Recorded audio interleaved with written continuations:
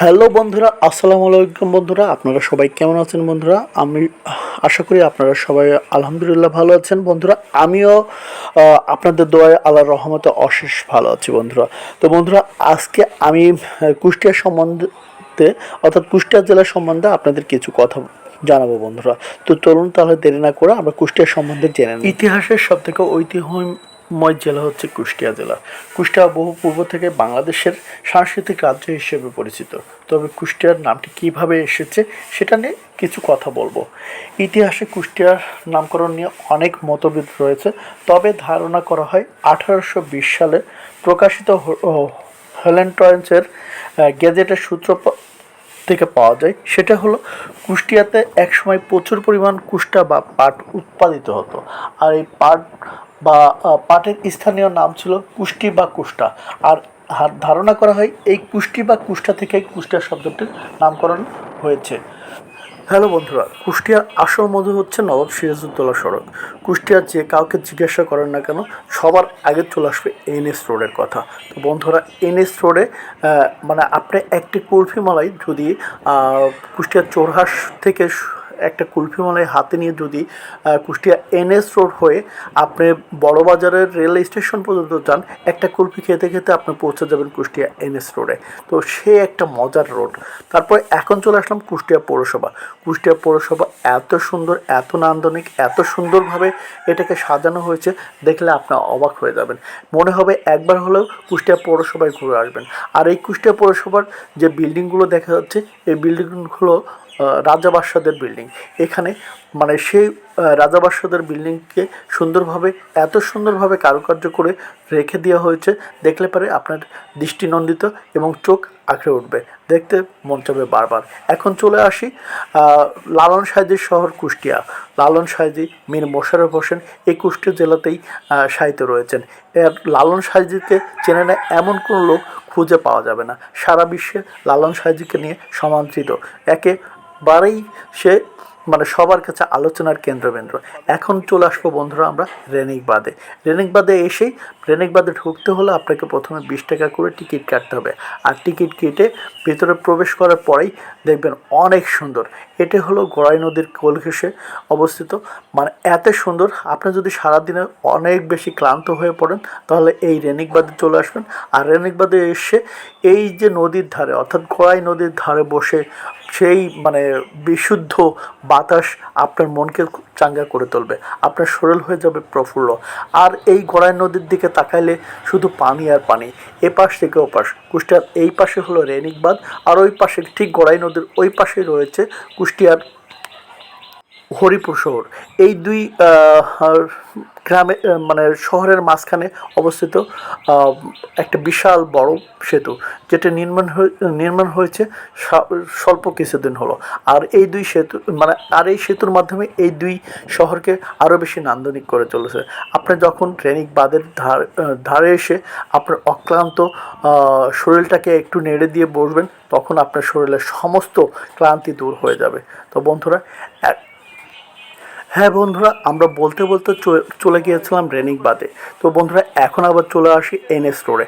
NS road দিয়ে যখন আপনি যাবেন, যাওয়ার পথেই দেখতে পারবেন ঠিক মৌবন এবং অতসের মিষ্টি পার হওয়ার কিছুক্ষণ পরেই আপনি দেখতে পারবেন এখানে রথের মেলা। এখানে বিশাল বড় একটা মন্দির রয়েছে, কারণ কুষ্টিয়াতে প্রচুর পরিমাণে হিন্দু বাস করে। আর হিন্দু বসবাস করার কারণে ঠিক নদীর কোল ঘেঁষে এই যে রথের মেলাটি অনুষ্ঠিত হয়।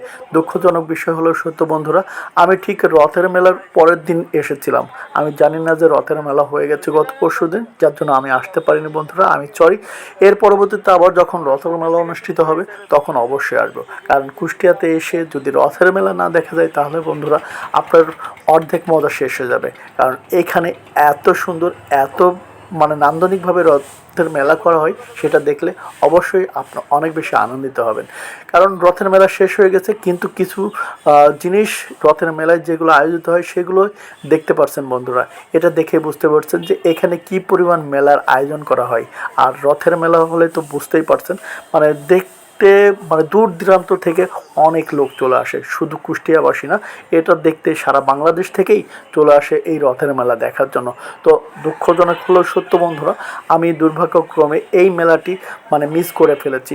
এটা অবশ্যই আমার জন্য একটা দুর্ভাগ্য।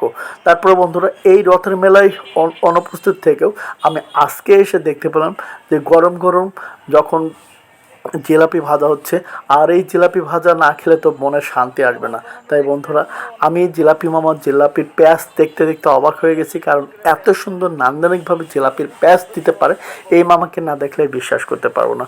আমি ওনার জিলাপি বানানো দেখলাম এবং আপনাদেরকেও একটু দেখলাম। দেখেন বন্ধুরা, ঠিক জিলাপিটা ভাজার পরে যখন মিষ্টি মিক্সড করা হয়েছে তখন কত সুন্দর দেখা যাচ্ছে। তারপরে চলে আসলাম এই এনএস রোডে যেতে যেতেই তালের উপরে যখন বানরে তাল খায়, এটা দেখা কিন্তু অনেক বেশি মজার একটা বিষয় ছিল বন্ধুরা। তাই আমি মানে একটু দাঁড়িয়ে তা তা মানে মানুষের সঙ্গে খেলা করছে বানর আর খাওয়াচ্ছে তাল, সেটা দেখতে দেখতে আমি ঠিক এনএস রোডের পাশ ধরে হেঁটে চলে যাচ্ছি। আর এই যে বিল্ডিংটা দেখতে পাচ্ছেন, এটা হলো বিজ্ঞান ও প্রযুক্তি ইনস্টিটিউট তৈরি করা হয়েছে, অনেক সুন্দর এবং নান্দনিক। তারপর এখন চলে আসবো বন্ধুরা আমরা Kushtia railway station, Kushtia court station নামে যেটা পরিচিত। এটা ঠিক বকচত্রের পাশে অবস্থিত, ঠিক কুষ্টিয়ার প্রাণকেন্দ্রের মধ্যে অবস্থিত। এই রেল স্টেশন থেকে মানে আপনার খুলনা থেকে ঢাকা, ঢাকার থেকে মানে বিভিন্ন প্রান্তে, এখান থেকে রাজশাহী বলেন, খুলনা বলেন, ঢাকা বলেন, সব জায়গায় সংযোগস্থল এই রেল স্টেশন। এই রেল স্টেশনে এসে আপনি খুব ইজিলি দেশের যে কোনো জায়গা সুন্দরভাবে চলে যেতে পারবেন বন্ধুরা। এখন আমি চলে আসি কুষ্টিয়া সরকারি কলেজের ঠিক সামনে এসে এখানে রয়েছে মানে একাধিক স্ট্রিট ফুড। এই স্ট্রিট ফুড দেখলে পরে আপনি অবাক হয়ে যাবেন, আপনার খেতে মন যাবে, কারণ নান্দনিকভাবে সুন্দর করে সাজিয়ে রাখা গরম গরম স্ট্রিট ফুডগুলো মানে দেখলেই খাইতে মন চায়। আর ভোজন রসিক যারা আছেন তারা স্ট্রিট ফুড দেখে খাবেন না, এটা কখনো কল্পনাই করা যায় না। তো বন্ধুরা, আমি একটা চিকেন অর্ডার করেছিলাম এবং সেই চিকেনটা নিয়ে আমি অলরেডি খাওয়া শুরু করে দিলাম, কারণ গরম গরম চিকেন ফ্রাই সে একটা মজার বিষয়। তো আমি খেতে খেতে বন্ধুরা এখন চলে আসছি আমি কুষ্টিয়া সরকারি কলেজের মধ্যে। কুষ্টিয়া সরকারি কলেজের মধ্যে এসে আমি একটু মানে মনটা খারাপ হয়ে গেল, কারণ এখন এইচএসসি এক্সাম চলছে, যার কারণে সরকারি কলেজ বন্ধ রয়েছে। এসে আমি আমার যারা ভাই ব্রাদার আছে তাদের সঙ্গে মিশতে পারিনি। তারপরে এখন চলে আসলাম কুষ্টিয়া জাতীয় শহীদ জিয়াউর রহমান শিশু পার্কে। এখানে এসে তেমন কিছু দেখা নাই। আর এখন যেটা চলে আসছে এক সময় খুব আলোচিত আবরার ফারার নামে এই কুষ্টিয়ার সবথেকে আধুনিক, আমি মনে করি খুলনা বিভাগের সবথেকে আধুনিক স্টেডিয়াম তৈরি করা হয়েছে, যেটা দেখলে পরে অনেক ভালো লাগবে। স্টেডিয়ামটি এমনভাবে তৈরি করা হয়েছে এটার জন্য ইন্টারন্যাশনাল খেলা করার জন্য। তাই আমি সরকারের কাছে অনুরোধ করব আমাদের কুষ্টিয়া স্টেডিয়ামে একটা ইন্টারন্যাশনাল খেলা দেওয়ার জন্য, তাহলে আমরা কুষ্টিয়াবাসী অনেক বেশি আনন্দিত এবং উৎসাহিত আসবো। এখন চলে আসলাম বন্ধুরা আমরা জগতী রেলওয়ে স্টেশন। এই রেলওয়ে স্টেশন সম্বন্ধে না বললে এই নয়, রেল স্টেশনটি এত সুন্দর এবং এত নান্দনিক, আর এটাই বাংলাদেশের একমাত্র প্রথম railway station. Jagati railway station 1862 সালে উদ্ভাবন করা হয়, আর এই রেল স্টেশনই একমাত্র বাংলাদেশের প্রথম রেলওয়ে স্টেশন, যেটা কুষ্টিয়া কোট রেল স্টেশন এবং পোড়াদহ রেল স্টেশনের ঠিক মাঝখানে মাথা উঁচু করে দাঁড়িয়ে আছে। ব্রিটিশ আমলে কলকাতা শিলাইদহ থেকে কুষ্টিয়া পর্যন্ত যাতায়াতের জন্য 1862 সালে এই রেল স্টেশনটি চালু করা হয়। হ্যালো বন্ধুরা, এবার জানবো আমরা কুষ্টিয়ার ভিতর দিয়ে অনেকগুলো বড় বড় নদী বয়ে গেছে সেই নদী সম্বন্ধে। নদীগুলো হচ্ছে গড়াই নদী, পদ্মা নদী, তারপরে কালী নদী, কুমারী নদী, এরকম অসংখ্য নদী বয়ে গেছে, যার কারণে এই এলাকার মানুষের মাছের চাহিদা পূরণ হচ্ছে অহরহ, কারণ এখান থেকে প্রচুর পরিমাণ মাছ উৎপাদন করা হয়, যে মাছগুলো এলাকার মানুষের খাদ্যর চাহিদা পূরণ করে।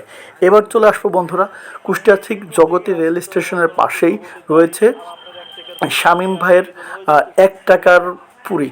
এই সময় এসে এ জগতে এসে এখনও যে 1 টাকার পুরি, 1 টাকার ডাল ভাজা, 1 টাকার বড়া, 1 টাকার সিঙ্গারা পাওয়া যায়, এই দোকানে না আসলে সেটা বিশ্বাস হবে না, এবং এত মজা বন্ধুরা। হ্যালো বন্ধুরা, কুষ্টিয়া জেলায় 6টি উপজেলা, 7টি থানা, 5টি পৌরসভা, 57টি ওয়ার্ড, 70টি মহল্লা ও 71টি ইউনিয়ন নিয়ে 810টি জেলা এবং 778টি গ্রাম নিয়ে অবস্থিত এই কুষ্টিয়া জেলা।